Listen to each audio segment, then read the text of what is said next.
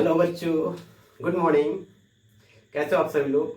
I hope आप सब अच्छे होंगे और अपने समय का काफ़ी अच्छे तरीके से ऑनलाइन क्लासेस के थ्रू सदुपयोग कर रहे होंगे। ओके, सो वीडियो आज स्टार्ट करने से पहले, आज का वीडियो काफ़ी इंटरेस्टिंग होने वाला है। सो स्टार्ट करने से पहले मैं कुछ बातें आपसे कर लेता हूँ। बहुत सारे बच्चों ने मुझको कॉल किया और बोला सर क्लासेस कब से स्टार्ट होंगे, कब से चलेंगे, सर डिप्रेशन हो रहा है। तो एक बात को मैं क्लियर कर देता हूँ, इस साल हो सके तो क्लासेस ऑफलाइन मोड में संभवतः चलना पॉसिबल नहीं है। आप लोगों को ऑनलाइन पढ़ने का हैबिट बनाना पड़ेगा। बात आ रही है समझ में? क्योंकि अभी जो केसेस हैं कोरोना के 25,000 30,000 मिल रहे हैं डेली। आने वाले समय में उम्मीद है, WHO की रिपोर्ट ये कह रही है कि आने वाले समय में 1 लाख 2 लाख 3 लाख 4 लाख तक एक दिन में केसेस मिलेंगे। तो आप खुद बताइए, ऐसे सिचुएशन में क्लासेस कंडक्ट कराना ऑफलाइन मोड में क्या पॉसिबल है?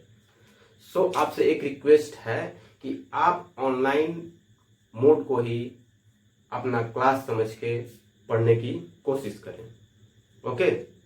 और कैसी डिप्रेशन बाबू, कैसा डिप्रेशन, क्या डिप्रेशन यार? इससे अच्छा अपॉर्चुनिटी तो कुछ हो ही नहीं सकता। घर पे बैठना है, सारा आपका मोबाइल में आपका सारा क्लास है। घर पे बैठ के ना कोई डिस्टर्ब करना है, ना कहीं आना है, ना कहीं जाना है, घर पे बैठ के पढ़ना है। मैं आपके लिए यहाँ मेहनत कर रहा हूँ, वीडियो प्रोवाइड करा रहा हूँ। ऐसा नहीं है कि छोटी मोटी चीज है, छोटी मोटी चीज हूँ। ठीक है, एक किसी पर्टिकुलर किताब से फॉलो करके कंटेंट नहीं प्रोवाइड कराऊंगा, सबसे बेस्ट कंटेंट प्रोवाइड कराऊंगा। मेरे पास खुद के 4-5 बुक हैं, मैं खुद कोटा का, मेरे पास नोट्स है, मैं खुद कोटा गया था पढ़ने। अपना नोट्स लेकर 4-5 किताबों को पढ़ के फिर अपना माइंड लगा के बेहतरीन से बेहतरीन कंटेंट प्रोवाइड कराने की कोशिश कर रहा हूँ। तो आप लोग क्या कीजिए, मेरे साथ बने रहिए।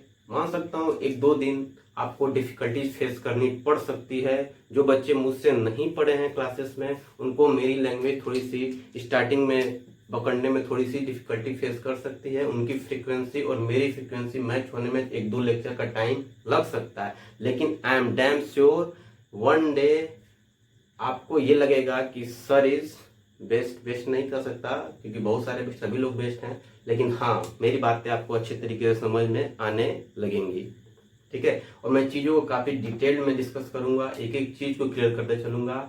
और आपका बस काम ये रहेगा कि चैनल को सब्सक्राइब कर दें और अपने फ्रेंड्स को शेयर कर दें, और कमेंट बॉक्स में मुझे बताएं कि आपको वीडियो कैसा लग रहा है। अगर अच्छा लग रहा है तो प्लीज़ बताएं, इससे मेरा मोटिवेशन बढ़ता है कि हाँ, बच्चे पढ़ रहे हैं, मेरे वीडियो लेक्चर्स देख रहे हैं, और मैं अपने आप को और अच्छे से अच्छे तरीके से इम्प्रूव करके आपके सामने रिप्रेजेंट करने की कोशिश करूंगा और बेहतर से बेहतर कंटेंट प्रोवाइड कराने की कोशिश करूंगा। अभी देखिए 3 बज रहे हैं।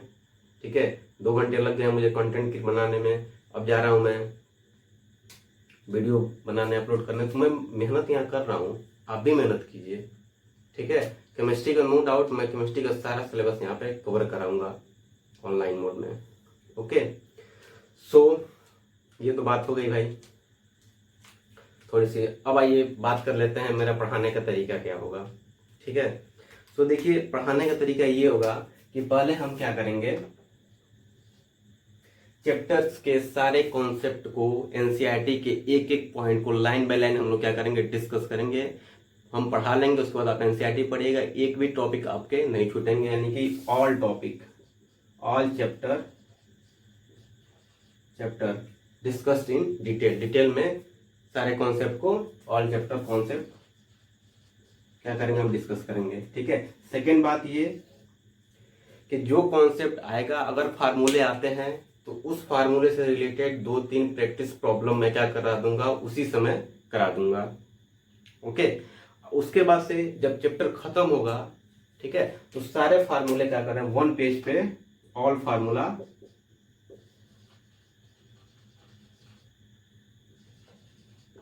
Right on 1 page. सारे फार्मूले क्या करेंगे, एक पेज पे आप नोट कर लेंगे। ठीक है, उसके बाद से नोट कर लेंगे, इससे क्या हो जाएगा, एक ही जगह सारे फार्मूले हो जाएंगे, आपको न्यूमेरिकल्स प्रॉब्लम होने में कोई दिक्कत नहीं आएगी। ठीक है, अगला पॉइंट, अगला काम क्या करेंगे कि एक्सरसाइज के, एनसीईआरटी के सारे क्वेश्चंस जितने भी चैप्टर खत्म होने के बाद एक्सरसाइज में दिया हुआ है, अब प्लस जो बुक के अंदर दिए गए सारे क्वेश्चंस को हम यहाँ पे क्या करेंगे, एक एक करके डिस्कस करेंगे। ओके, अब ये खत्म होने के बाद जो चौथा होगा वो क्या करेंगे कि 10 year previous year question, 10 year previous year UP board question क्या करेंगे, डिस्कस करेंगे। उसके बाद से जो पांचवा होगा, ठीक है, हर चैप्टर से एटलीस्ट 20 क्वेश्चंस, 20 क्वेश्चन आईआईटी और नीट का लूंगा, ठीक है। और मैं बताऊंगा कैसे चीजों को कंपटीशन में हैंडल करते हैं, ठीक है, कैसे चीजों को यूज करते हैं, किससे कॉन्सेप्ट को अप्लीकेबल बनाते हैं कंपटीशन वाले क्वेश्चन में, इसके एप्लीकेशंस कैसे यूज करते हैं, ठीक है। तो ये तो पढ़ाने का तरीका होगा। अब आइए, अब समझते हैं।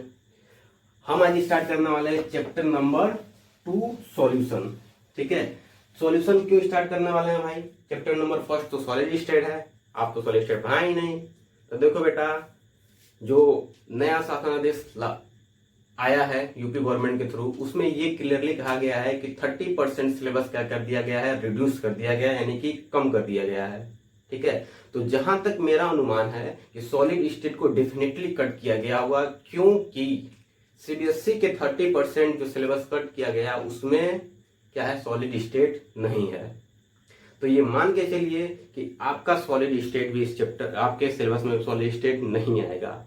अगर बाय द वे आ जाता है तो मैं चैप्टर पढ़ाने के बाद में सॉलिड स्टेट को कर लूंगा, डिस्कस कर लूंगा। तो आप डोंट वरी, आपके एक एक चैप्टर को मैं यहाँ पे ऑनलाइन कवर कराऊंगा। ओके, और दूसरी बात, जो भी मैं लेक्चर प्रोवाइड कराऊंगा, जो भी मैं लेक्चर यहाँ पढ़ाऊंगा, उसका पीडीएफ नोट्स मैं आपको व्हाट्सएप पे सेंड कर दूंगा। आप साथ में नोट्स बनाते चलेंगे अच्छे तरीके से, या तो यहीं पे नोट्स बना लेंगे या उसके थ्रू नोट्स बना लेंगे। यहाँ पे नोट्स बनाएंगे, खुद लिखेंगे समझ के, तो चीजें अच्छे तरीके से समझ में आएंगी। और बाद में मेरे नोट्स से लिखेंगे तो आधी चीजें गायब हो गई रहेंगी, ठीक है। तो मैं ये कहूंगा यहीं का यहीं नोट्स आप बनाते चलिए, वैसे मैं सेंड कर दूंगा। बात समझ में आ गई? अब देखिए, और सारी बातें मैंने बता दिया। ओके, अब आइए स्टार्ट करते हैं। दोस्त चैप्टर 2 है, ठीक है, ये फिजिकल केमिस्ट्री का टॉपिक है, ठीक है, विलियन। इससे 4 मार्क्स के क्वेश्चन आते हैं, लेकिन अब क्या, क्योंकि सिलेबस कम होने जा रहा है तो 5 या 6 भी आ सकते हैं, ठीक है। तो काफी अच्छा चैप्टर है और काफी मस्त और शानदार चैप्टर है, क्योंकि 11th का जो चैप्टर है आपने पढ़ा होगा, बेसिक कॉन्सेप्ट ऑफ केमिस्ट्री, उसमें मोलरिटी, नॉर्मेलिटी, मोल फ्रैक्शन, वो सब यहाँ पे आने वाले हैं। आप लोगों ने वहां पे अगर अच्छे तरीके से नहीं पढ़ा होगा, ठीक है, तो कोई भी प्रॉब्लम नहीं है। यहाँ पे मैं चीजों को काफी अच्छे तरीके से पढ़ाऊंगा, फिर आपको लगेगा कि यस सर ये होता है ऐसे, ठीक है। सो डरने की कोई बात नहीं है, न्यूमेरिकल से भागने की कोई जरूरत नहीं है, एक एक चीज आपको यहाँ पे क्लियर बताऊंगा मैं, ठीक है। तो आइए अब आते हैं विलियन। तो देखिए भाई, विलियन क्या होता है, 2 या 2 से अधिक पदार्थों को मिलाने से जो समांगी मिश्रण प्राप्त होता है, समांगी यानी कि होमोजीनियस, 2 या 2 से अधिक पदार्थों के समांगी मिश्रण को क्या कहते हैं, विलियन कहते हैं। बात समझ में आ गया?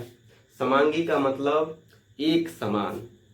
जैसे मान लीजिए हम चीनी ले लें, चीनी को पानी में घोल लेते हैं, घोलने के बाद से वो क्या बन जाएगा, विलियन बन जाएगा। लेकिन कैसा विलियन बनेगा, जो मिश्रण बनेगा पहले, ठीक है, तो जो मिश्रण बनेगा वो क्या बनेगा, समांगी मिश्रण बनेगा, तो उसे क्या कहेंगे, विलियन कहेंगे।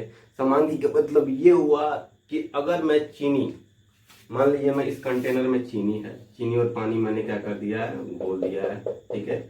अगर मैं यहाँ से चीनी को उठाऊं, चीनी पानी को उठाऊं, यहाँ से विलियन को उठाऊं, चाहे यहाँ से विलियन को उठाऊं, कहीं से मैं उठा के टेस्ट करूं, तो क्या आएगा, टेस्ट क्या आएगा, सेम आएगा। इसका मतलब जो विलियन होगा उसमें जो अवयवी कण होंगे, यानी कि जिससे मिलके बना होगा, वो पूरे विलियन में एक समान वितरित होंगे।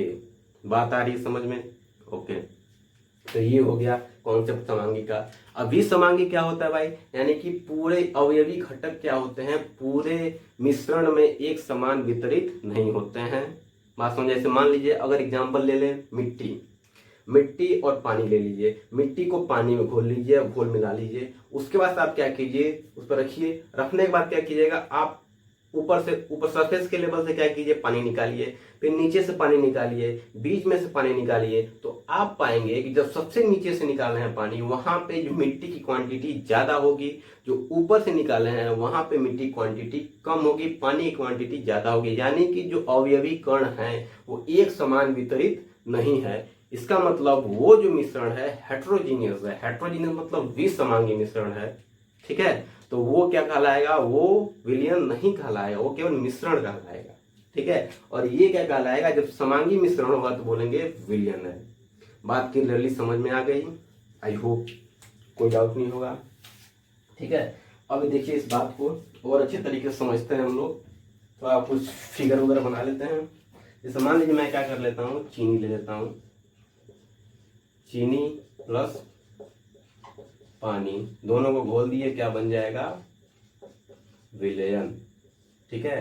चीनी को क्या बोलेंगे यहाँ पे, विलेय बोलेंगे, ठीक है। पानी को क्या बोलेंगे, विलायक बोलेंगे, और ये मिल जाएगा तो क्या हो जाएगा, विलयन। अभी विलेय और विलायक मैं डिस्कस करूंगा, डिफिनेशन अच्छे से बताऊंगा, ठीक है। अब देखिए मैं मान लीजिए चीनी के कुछ ड्रॉपलेट्स मैं बना लेता हूँ, ठीक है, कुछ क्रिस्टल है चीनी के, और ये क्या गया, मैंने पानी ले लिया, ठीक है। अब ये चीनी को क्या कर दे रहा हूँ, मैं इसमें घोल दे रहा हूँ अच्छी तरीके से। उसके बाद से जब ये मिलेगा, ये समांगी मिश्रण मिलेगा, ठीक है। ये क्या मिलेगा, ये चीनी, चीनी, ये क्या है भाई, पानी, ठीक है। ये क्या है भाई, समांगी मिश्रण,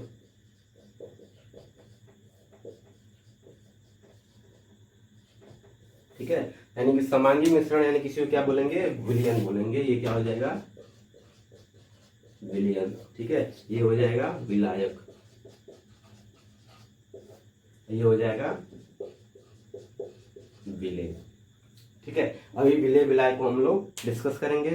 अब आइए कुछ नोट पॉइंट्स लिख लेते हैं। नोट पॉइंट में हम क्या करेंगे, कुछ इंपॉर्टेंट पॉइंट्स को क्या करेंगे, हम लोग डिस्कस करेंगे।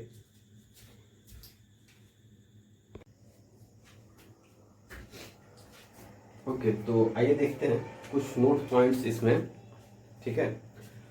इसमें पहला पॉइंट क्या लिखा है, विलयन पूर्ण रूप से एक समान यूनिफॉर्म, यानी एक समान मतलब यूनिफॉर्म होता है, इसलिए इसके जैसे घनत्व, अपवर्तनांक आदि समान होते हैं, ठीक है। इसका मतलब समझिए, जो विलयन होता है वो क्या होता है, एक समान होता है, यूनिफॉर्म होता है।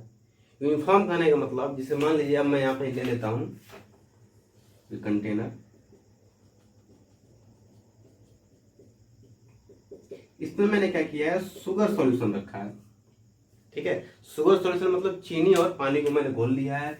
तो अगर मैं यहाँ से ऊपर से लेता हूँ चीनी या सॉल्यूशन, यहाँ से उठाता हूँ, यहाँ से उठाता हूँ, चाहे यहाँ से उठाता हूँ, कहीं से मैं लेता हूँ, टेस्ट करूंगा तो सेम आएगा।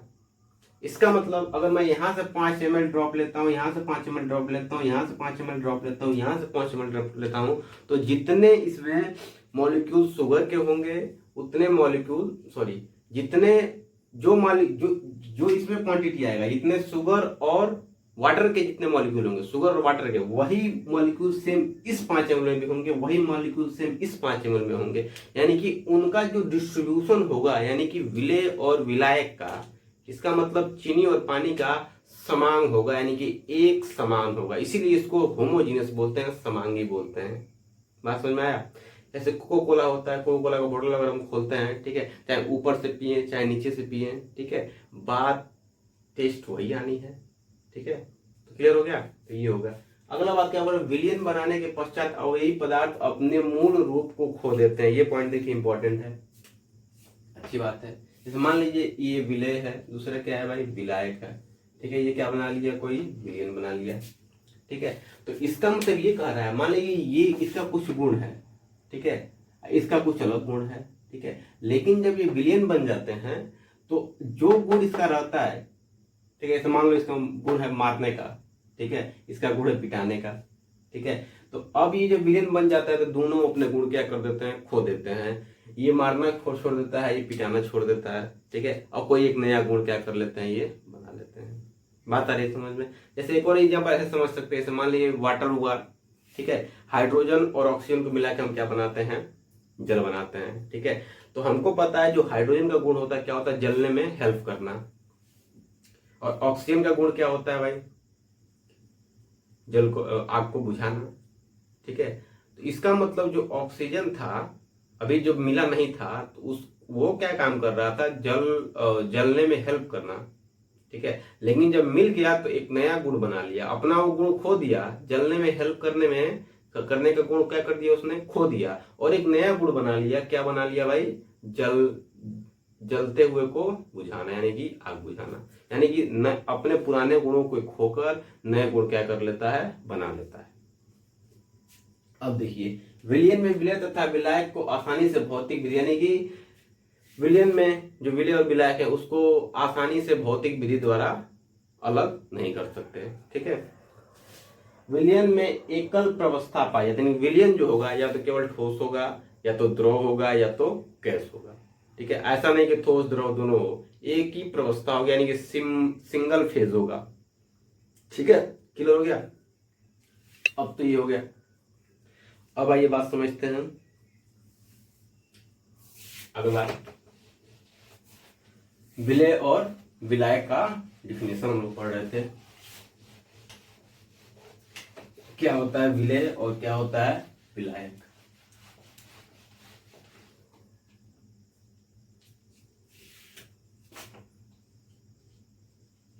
सोल्यूट एंड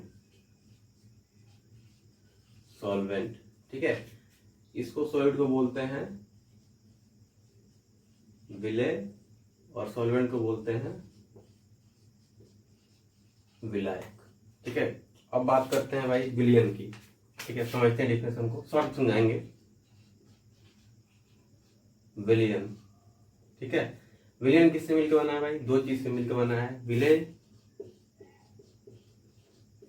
और विलायक, ठीक है। तो पहले जो पुरानी डिफिनेशन है उसको समझते हैं, मन करे तो आप नोट कर सकते हैं, ठीक है। यानी कि विलय वो पदार्थ होते हैं जिसको विलायक में घोला जाता है। बात समझिए, विलय वो पदार्थ होते हैं जिसे विलायक में घोला जाता है, ठीक है, उसे विलय कहते हैं। और दूसरा विलायक क्या होता है, विलायक वो पदार्थ होते हैं जिसमें विलय घोला जाता है, ठीक है, विलयन बनाने के लिए, ठीक है। यानी विलायक वे पदार्थ होते हैं जिसमें विलय को घोला जाता है विलयन बनाने के लिए। ये हो गया पुरानी डिफिनेशन। अब जो न्यू डिफिनेशन हम लोग फॉलो करते हैं, इस बात को समझते हैं।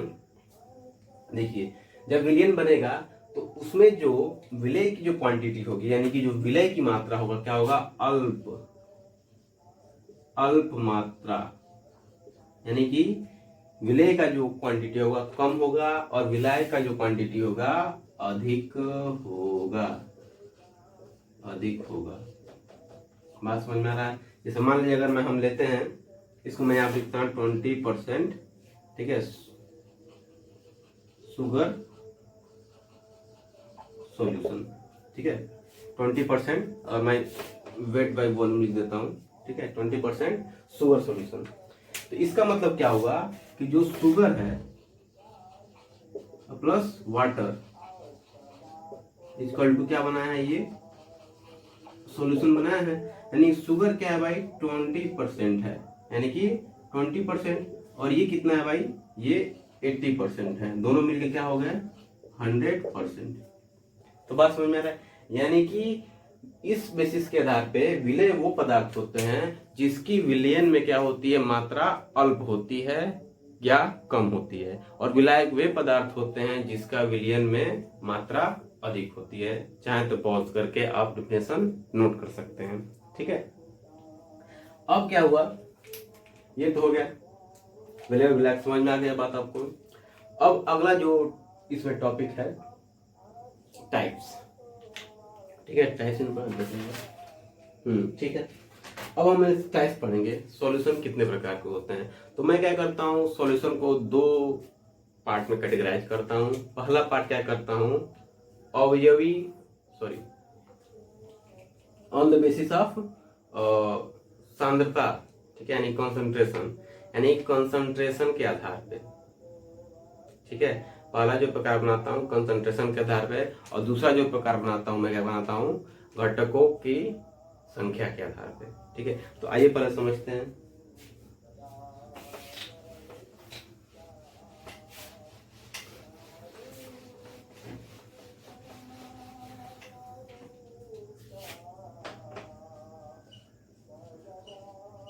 टाइप्स ऑफ सॉल्यूशन, ठीक है, किसके बेसिस पे, on the basis of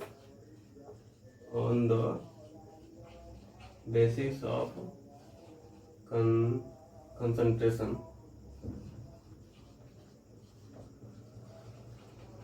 concentration of component, यानी कि घटकों के सांद्रता के आधार पर, ठीक है। तो अब देखिए ये तीन प्रकार के होते हैं।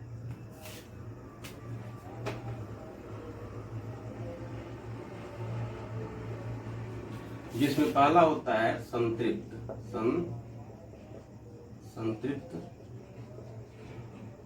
विलयन, ठीक है। दूसरा होता है असंतृप्त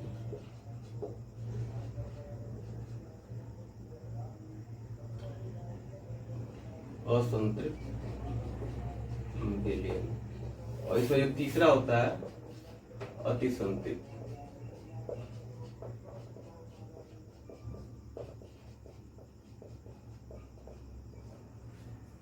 ठीक है। तो संतृप्त को बोलते हैं सैचुरेटेड, इंग्लिश में लिखते हैं, इसको बोलते हैं सैचुरेटेड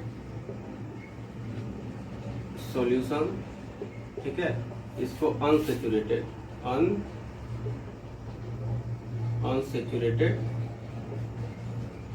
सॉल्यूशन, ठीक है, इसको बोलते हैं सुपर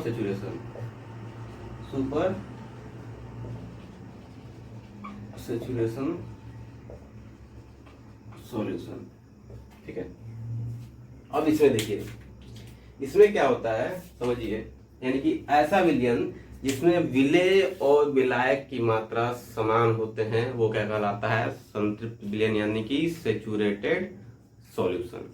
यानी कि इसमें क्या होगा, विलेय की मात्रा इक्वल टू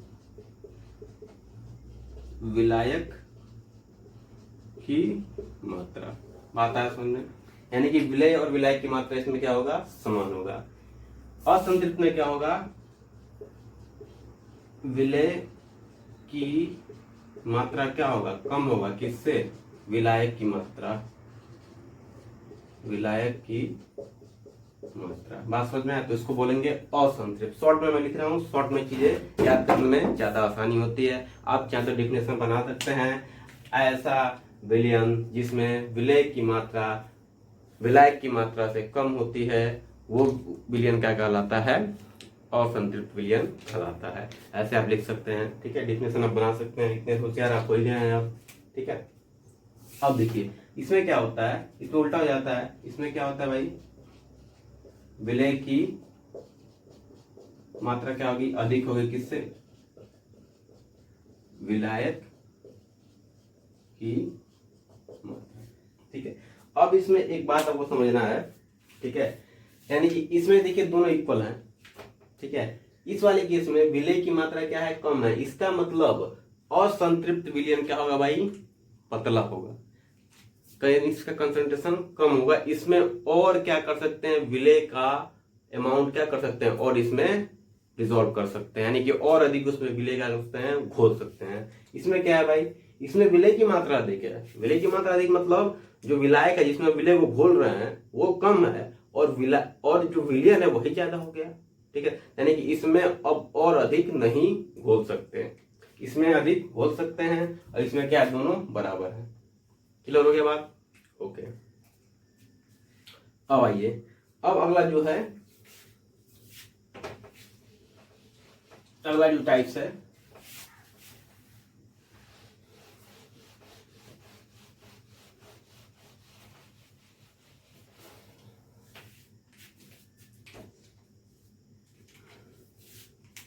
ठीक है, अब होगा on the basis of number of component, यानी कि घटकों की संख्या के आधार पर। ठीक है, तो इस आधार पे भी 3 प्रकार के होते हैं। ठीक है, हाँ, इसमें अगला जो है, ठीक है, on the basis of number of component, घटकों की संख्या के आधार पर। घटक इसमें क्या होते हैं? घटक मतलब जिससे मिलके बना होता है विलयन, यानी कि विलय और विलाय। ठीक है, तो जब दो, यानी कि बाइनरी मतलब द्विअंगी, द्विअंगी विलयन। ठीक है, यानी कि जब 2 घटक हों, यानी कि एक विलय और एक विलाय। जैसे मान लो चीनी प्लस पानी इक्वल टू क्या होगा? द्विअंगी विलयन, यानी क्या है? केवल 2 घटक हैं, 2 घटक। ठीक है, इसमें देख लो, इसमें क्या होता है? घटकों की संख्या क्या होगी? 3 होगी, यानी कि 3 घटकों, 3 पदार्थों का समांगी मिश्रण क्या बोलेगा? त्रिअंगी विलयन। और 4 पदार्थों का समांगी मिश्रण क्या कहलाएगा? चतुस्संगी विलयन। चाहे तो आप इसका डिफिनेशन लिख सकते हैं ऐसे, ठीक है, कि दो पदार्थों का समांगी मिश्रण क्या कहलाता है? द्विअंगी। ठीक है, विलयन। उसी तरह 3 पदार्थों का, उसी तरह 4 पदार्थों। इसमें क्या होगा? इसको त्रिअंगी, सही लिखे हैं ना? तो हिंदी आप लोग जानते हैं, मेरा हिंदी थोड़ा सा वीक है। ठीक है, त्रिअंगी, ठीक है, त्रिअंगी, ठीक है, त्रिअंगी विलयन।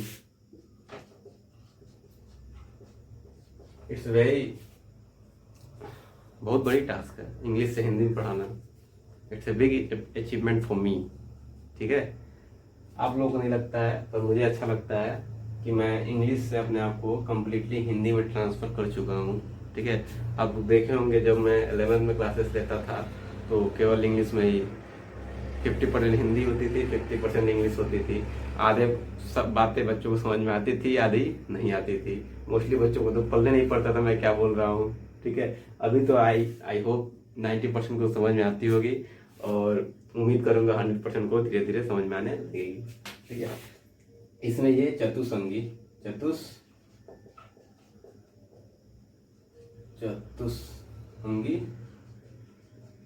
विलयन। ठीक है, तो त्रिअंगी में क्या होगा भाई? 3 होंगे। ठीक है, जैसे मान लो मैंने क्या ले लिया? चीनी, ठीक है, पानी प्लस नमक इक्वल टू त्रिअंगी विलयन। ठीक है, अब इसमें देखिए, इसमें क्या लेते हैं? इसमें ले लीजिए चीनी प्लस पानी प्लस नमक प्लस अल्कोहल ले लीजिए, अल्कोहल, एथेनॉल इक्वल टू क्या होगा? चतुस्संगी। ठीक है, चतुस्संगी, ठीक है, क्वार्टररी सॉल्यूशन। ठीक है, तो ये हो गया। अब क्या करते हैं? इसी वीडियो को हम लोग स्टॉप करते हैं। नेक्स्ट वीडियो में हम लोग पढ़ेंगे कंसंट्रेशन टर्म। कल का वीडियो जो होगा काफी इंपॉर्टेंट होने वाला है, क्योंकि जितने भी एलिमेंट के कॉन्सेप्ट है उसमें सारे यहाँ पे आएंगे, फिर से न्यू पढ़ेंगे। ऐसा लगेगा हम लोग 11th में आ गए। ठीक है, और दूसरी बात, अगर आपको वीडियो अच्छी लगी हो तो प्लीज सब्सक्राइब कीजिए, लाइक कीजिए, कमेंट करके बताइए, और अपने सारे फ्रेंड्स को सारे सेक्शंस में क्या कर दीजिए? शेयर कर दीजिए। ठीक है, जितने भी आपके फ्रेंड्स वगैरह हैं, ठीक है, उसको बताइए कि यहाँ पे बेहतरीन चलेगा, सारी टॉपिक्स मैं कवर कराऊंगा। Okay, thank you, have a nice day.